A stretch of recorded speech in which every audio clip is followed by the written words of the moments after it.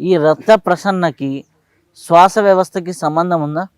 శ్వాసే కదా నడిపించేది. ఉమ్, ఇప్పుడు నీళ్ళు బయటకు వచ్చే తూము ఉంటుంది మన వంట రూమ్లో. ఆ తూముకి ఏదన్నా తుక్కు అడ్డం పడ్డది అనుకోండి, ఏం చేస్తాం మనం? ఒక పుల్ల తీసుకొని ఆ తూములో ఉన్న తుక్కుని తీసేస్తాం. తొలగించి ఒక బకెట్ నీళ్ళు స్పీడ్గా కొట్టేస్తే ఏమవుతాయి? ఆ, క్లియర్ అయిపోతుంది కదా. అదే ప్రాణాయామం, కుంభక ప్రాణాయామం చేసినట్లయితే నాడీ మండలం 72,000 నాడుని ఉత్తేజపరుస్తాయి. ఎక్కడైనా క్లాట్ అయినా ఉన్నప్పటికీ కూడా దాన్ని కూడా ఈ కుంభక ప్రాణాయామం పెట్టి పొడిచి మనం తోమిని క్లీన్ చేసినట్టుగా క్లీన్ చేస్తాం. ప్రాణాయామానికి అంత గొప్ప శక్తి ఉంది. అయితే అంతర్కుంభకము బహిర్కుంభకము అంటారు కదా. అవును. అంతర్కుంభకం ద్వారా మనకి లోపల ఉన్నటువంటి చెడంతా శుద్ధి అవుతుందని. అంత కుంభకం ద్వారా ప్రెషర్ కలుగుతుంది నాడీ మండలానికి. బాహ్య కుంభకం ద్వారా లోపల ఉన్న చెడంతా బయటికి వెళ్ళి కొత్తగా శక్తి వస్తుంది. శక్తి వస్తుంది. అయితే ఇప్పుడు గుండెకి సంబంధించిన ఇబ్బందులు చాలా మందికి ఉంటాయి. థైమస్ గ్లాండ్ అనే అనాహత చక్రం, అలాగే ఎక్కువగా ప్రేమించడం, తక్కువగా ప్రేమించడం, అతిగారాభం చేయడం, అతిగా జాలి చూపించడం, ఇవన్నీ అనాహత చక్రానికి సంబంధించిన క్వాలిటీస్. ఇవి బ్యాలెన్స్ అవ్వాలంటే ఏం చేయాలి? దానికి ఎక్సర్సైజ్, ఆసనం అక్కర్లా, ప్రాణాయామం అక్కర్లా. ఎక్సర్సైజ్ చూపించమంటారా? చాలా సింపుల్ ఎక్సర్సైజ్. చెప్పండి. చేసి చూపెడతా. ఇలా కూర్చొని ఈ చేతులు ఇలా పైకి తీసుకుంటూ ఎక్సర్సైజ్ చేసినట్లయితే, ఇప్పుడు చేతులు పైకెత్తాను చూడండి. చేతులు పైకెత్తడం వల్ల ఈ భాగం అంతా ఏమవుతుంది? ఎక్స్పాండ్ అవుతుంది. ఎక్స్పాండ్ అవటంలో లోపల ఉన్నారు లంగ్స్ మంచి ఎక్సర్సైజ్ జరుగుతుంది, గుండెకి ఎక్సర్సైజ్ జరుగుతుంది. అంతేగాని దీనికి ప్రత్యేకించి ఆసనం కానీ ప్రాణాయామం కానీ లేదు. విశుద్ధ చక్రం మనం చూసుకున్నట్లయితే మనకి థైరాయిడ్ గ్రంథితో సంబంధం ఉంటుంది. థైరాయిడ్ గ్రంథి ఎక్కువ పనిచేసినా ఇబ్బంది, హైపోథైరాయిడ్ తక్కువ పనిచేసినా.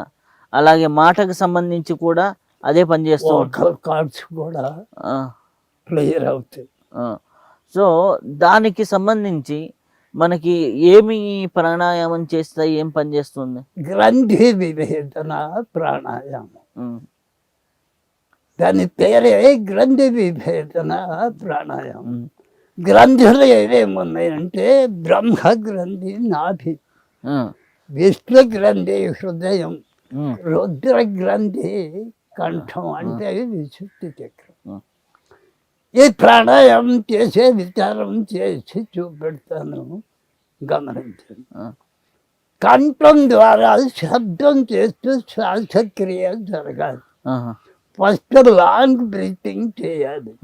లాంగ్ బ్రీతింగ్ అంటే బొడ్డు వరకు శ్వాస తీసుకోవాలి, అక్కడి నుంచి బయటికి విడిచిపెట్టాలి. అది బ్రహ్మ గ్రంథి వివేచన అంటారు.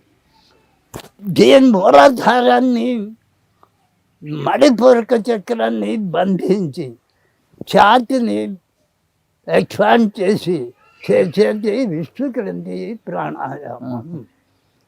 దీనివల్లనే ఇందాక మీరు చెప్పిన రకరకాల ఆలోచనలు, ఉద్రేకాలు, కామోద్రేకాలు ఇవన్నీ కంట్రోల్ అవుతాయి. తర్వాత రుద్ర గ్రంథి విభేదన. రుద్ర గ్రంథి వల్ల థైరాయిడ్ కానివ్వండి, కంఠానికి సంబంధించిన కఫ రోగం కానివ్వండి, ఇప్పుడు నూతనంగా వచ్చిన కరోనా సంబంధమైన కఫ రోగం కానీ చాలా సులభంగా నివారణ. అది ఎలా చేయాలి ఒకసారి చెప్తారా? చూపిస్తాను.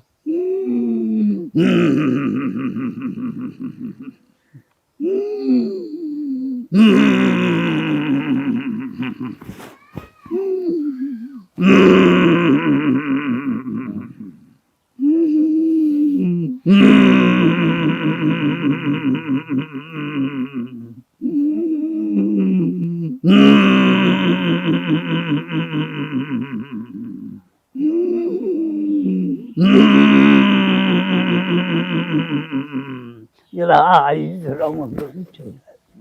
5 రౌండ్లు ఎందుకు చేయాలంటే పంచభూతాలు 5 కదా. ఒక్కొక్క రౌండ్లో ఒక్కొక్క భూత సంబంధమైన అణువులు లోపలికి ప్రవేశిస్తూ ఉంటాయి, మళ్ళీ బయటకు వెళ్తాయి. అంటే కొత్త అణువులు లోపలికి ప్రవేశిస్తాయి, లోపల ఉండి నశించిన అణువులు బయటకు వెళ్తాయి. ఈ పంచభూతాలు ఒకదాని తర్వాత ఒకటి సర్కిల్ చేస్తూ వాటి యొక్క యాక్షన్ తీసుకుంటాయి.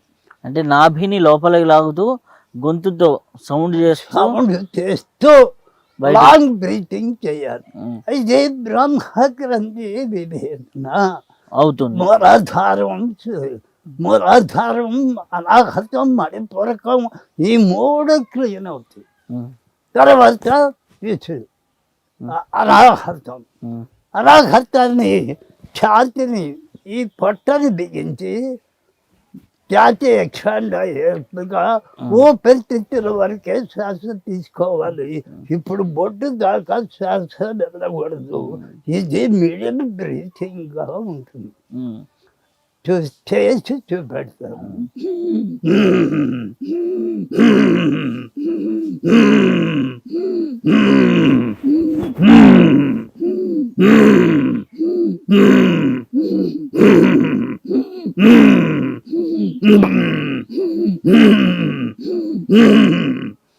ఇలా 5 రౌండ్లు చేసినప్పుడు ఊపిరితిత్తులకి గుండెకి ప్రెషర్ కలిగి రక్త ప్రసారం సక్రమంగా జరగటానికి వీలు పడుతుంది.